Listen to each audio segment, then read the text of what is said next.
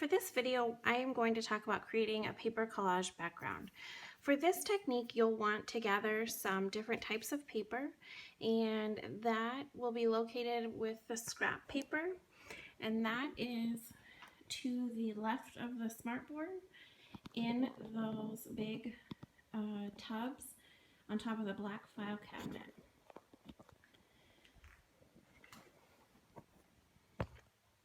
For this technique, like I said, you'll want to gather some different types of papers. The first thing, make sure you have your name on your puzzle piece. If this is the first time you're touching your puzzle piece, you want to flip it over to the shiny side. You are going to put your name on here somewhere. I'm going to put Miss K. And we also need our class period and day that you come to art. So you'll have a number, and then A or B. I think I've done 1B and 3B. Let's go with 6B. I don't know my schedule yet. I don't know if I have a 5B or not. This number right here, really, really important that you keep track of that. Well, not necessarily that you keep track, but you keep it uncovered. That's going to help me put the big puzzle back together at the end. So before we get started, you might want to go ahead and just kind of take off some of these pieces of paper that got stuck when I was doing the painting. I took a big puzzle and painted these pieces, so you might be able to see some of the underlying images. You can work with that if you want to. This one I can see part, I know that there was a world or a globe in the center, and I can see part of that here, but really I can just see the outline. I can kind of see a foot here. So I think I'm just going to leave that. You're going to use white glue for this, and I will get some out, or it will be on the back counter for you already out. I just put some on a paper towel for this. Old glue brushes, those will also be out next to the glue. And I have some pieces of paper. Now this is like a mulberry paper. It has a nice texture to it and some nice color. And this is just regular old paper towel. Believe it or not, this will create some really beautiful textures for you to work with. I went with kind of a neutral color scheme here. So I'm going to add some glue. I just need a thin layer. I don't need a lot. You could even use glue stick for this.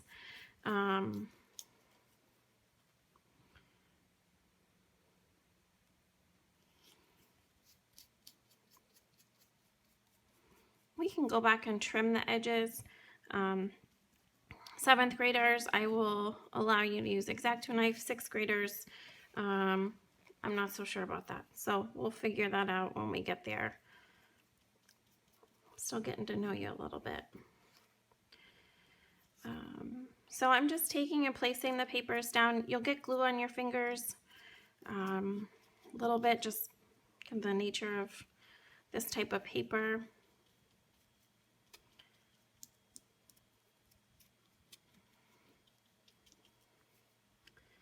I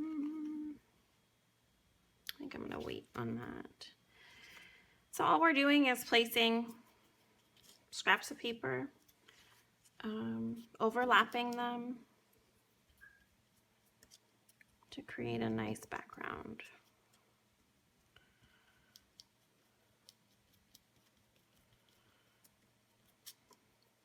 You shouldn't really need water or anything with this for the glue. We don't want to water it down.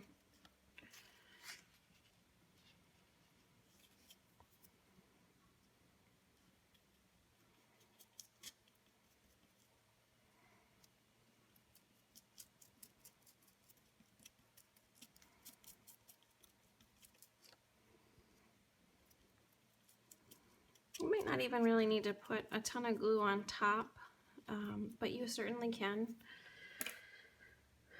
If you notice the glue is not real white, that means it's not really thick. You don't want to put a ton of glue on. You don't need a ton of glue. And if you notice, it's going to be a little shiny. I don't know if you can see that. Parts of your puzzle piece will be a little shiny. We have some clear gesso that we can put on top of that to give you a nice surface to work with. after that's all dry. So we're gonna set this aside to dry and we'll come back to it.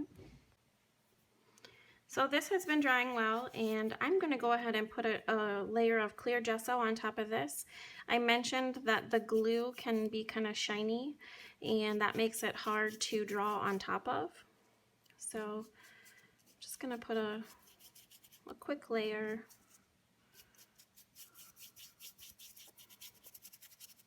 of the clear gesso.